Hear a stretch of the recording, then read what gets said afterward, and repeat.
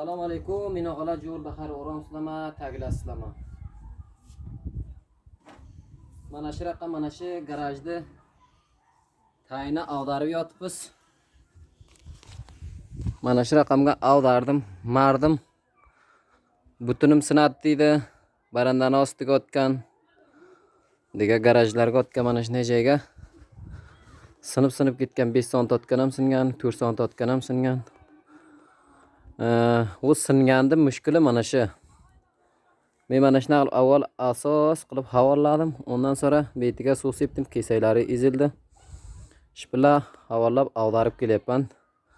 Ag'darib bo'lgan so'ng asosgina qilib suv sepaman. Ana undan so'ng loy bo'ladi, paxsa bo'ladi. Asos taxta bo'ladi. Mana shu raqam piyodaravladi ham. Pokiza ag'darib suvlab o'tganman. Bir loy bo'lib qolgan pokiza. Buni ag'dardingizmi, ondan so'ngra zinch bo'ladi. O'zi butun bo'lib qoladi. Amirkoyi butun bo'ladi. Ana undan sonra buni ag'darib taxtalagan sonra betiga havo yoqsa ham o'zini betdan yaltillab oqib ketadi.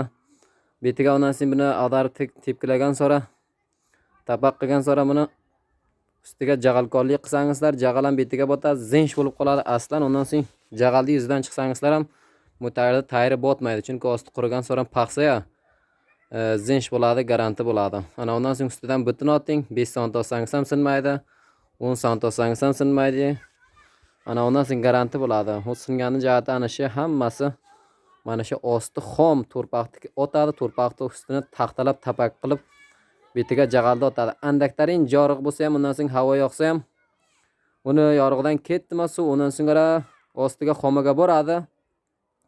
Xomaga bordimi, undan so'ngra mayda qurut to'rpaqlarga borgan so'ng ana undan so'ng cho'kdimi, butun sinadi, ustiga mutar bo'ldimi, qappa ayriladi. Ana buning uchun do'stlar, aziz ana bunday qilib sozlab ag'darib zinch qilibgina ana bunday suv sepib paxsa qilsangizlar butunlaringiz aslan sinmaydi. Garanti kopi bilan.